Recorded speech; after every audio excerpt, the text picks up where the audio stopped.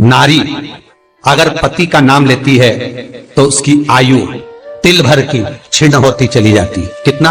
तिल भर। स्कंद पुराण में लिखा है तिल भर की आयु क्षीण होती चली जाती। नारी ज्येष्ठ पुत्र का नाम लेती है, हाँ ज्येष्ठ में अगर बेटी है तो उसका नाम ले सकती है, पर ज्येष्ठ पुत्र बड़ा पुत्र है और पुत्र का नाम लेती है तो उस बालक की कभी उन्नति नहीं हो सकती। तन से, मन से या धन से वो बालक हमेशा दुखी ही रहेगा। तुम दुनिया का सारा सपोर्ट कर दो, तुम चाहे अपनी प्रॉपर्टी बड़े बेटे के नाम कर दो, तुम चाहे पूरा दुनिया भर का सुख अपने बेटे के सामने लाकर खड़ा कर दो, तो भी अगर मां अपने बड़े पुत्र का नाम बार बार लेती है तो वो पुत्र या तो तन से या मन से या धन से दुखी ही मिलेगा, वो सुख नहीं पा सकता।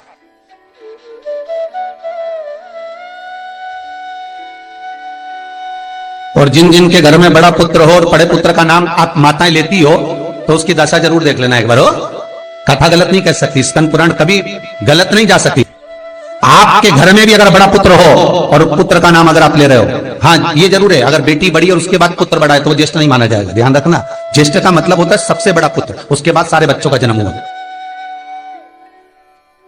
क्योंकि बेटी अगर जन्म ले ली पहले फिर बेटा हुआ तो बेटी ज्येष्ठ कहलाएगी, है बेटा नहीं कहलाएगा।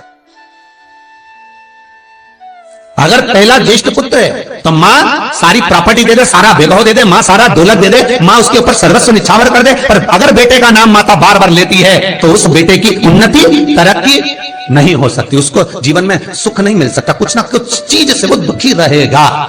चाहे वो बच्चों से रहे, पत्नी से रहे, परिवार से रहे, कुटुंब से रहे, व्यापार में रहे, व्यवसाय में रहे, ऑफिस में रहे, चाहे अपने शरीर से रहे, पर दुख तो उसके भाग्य में थोड़ा लिखा ही रहे। और जो चीज वेद व्यास जी ने वर्णन कर दी महाराज, उसका प्रमाण आप खुद भी अपने घर में देखो कि सही है कि गलत है। जिस जिस घर में बड़ा पुत्र हो और मां उसका नाम बार बार लेती हो, बार बार लेती हो, उस पुत्र की दशा देखिएगा आप। तन मन और धन तीन तरह से। इसलिए निवेदन करूंगा मेरी माताओं से, आपका प्रेम बहुत है क्योंकि आपका बेटा बड़ा है, आपका पुत्र बड़ा है, आपका बहुत प्रेम है और बेटे का भी माता के प्रति बहुत प्रेम है, पर उस प्रेम में तुम्हारा जो संबोधन है बार बार नाम लेने का, उससे उसको तकलीफ हो सकती है। इसलिए निवेदन है, मेरे कृष्ण का नाम कृष्ण था पर यशोदा कभी कृष्ण नहीं बोली है, कभी नहीं, यशोदा कभी कृष्ण नहीं बोली। कन्वा कहती थी आपके बेटे का नाम कुछ भी आप उसको नाम से मत पुकारो, उसका नाम चेंज कर दो, थोड़ा सा बदल दो, आप उस नाम से उसको पुकारना प्रारंभ करो। आप जो भी बोलना चाहे, आपके दिल की बात है, तो आपके पुत्र से आप क्या बोल सकते हो।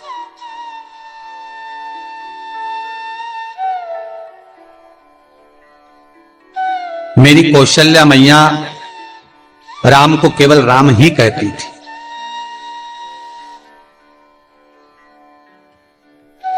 केकई राघव कहती थी,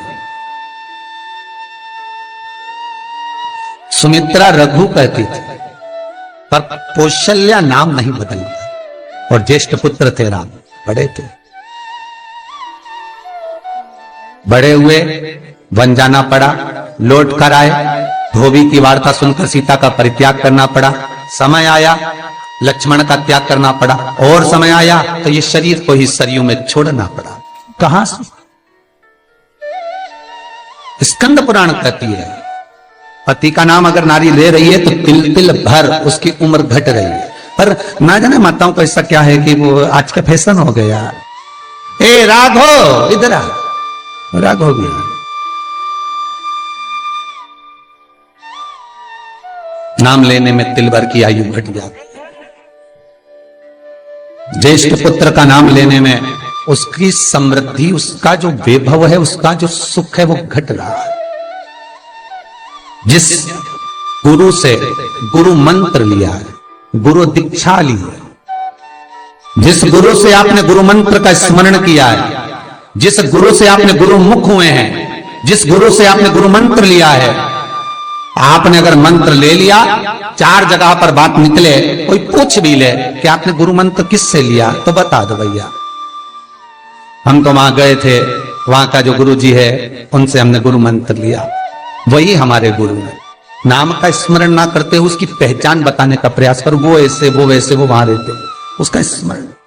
गुरु का नाम लेने से क्या जाता है महाराज? शास्त्र कहता है गुरु जिसने मंत्र दिया उसका नाम मत लो, गुरु ने जो मंत्र दिया उसका नाम लो। बहुत ध्यान देना महाराज, दुनिया के लोग गुरु का नाम लेकर बैठे हैं। उन गुरु जी से मंत्र लिया था तो उन्हीं का नाम लिया जाए, श्री ये मान जी, ये मान जी। अरे क्या नाम लेना, क्या नाम लेना? हमें गुरु का नाम नहीं याद करना, हमें गुरु मंत्र याद करना। जो गुरु ने मंत्र दिया उसका स्मरण करना। क्या होता है, स्कंद पुराण कहती है, जब माला जपने के लिए बैठते हैं तो गुरु का श्री विग्रह तुम्हारे सामने होना चाहिए कि हमने उन गुरु जी से मंत्र लिया है, और गुरु का नाम नहीं। गुरु मंत्र लेते समय गुरु का विग्रह सामने हो और मंत्र जो गुरु ने दिया है उसका स्मरण।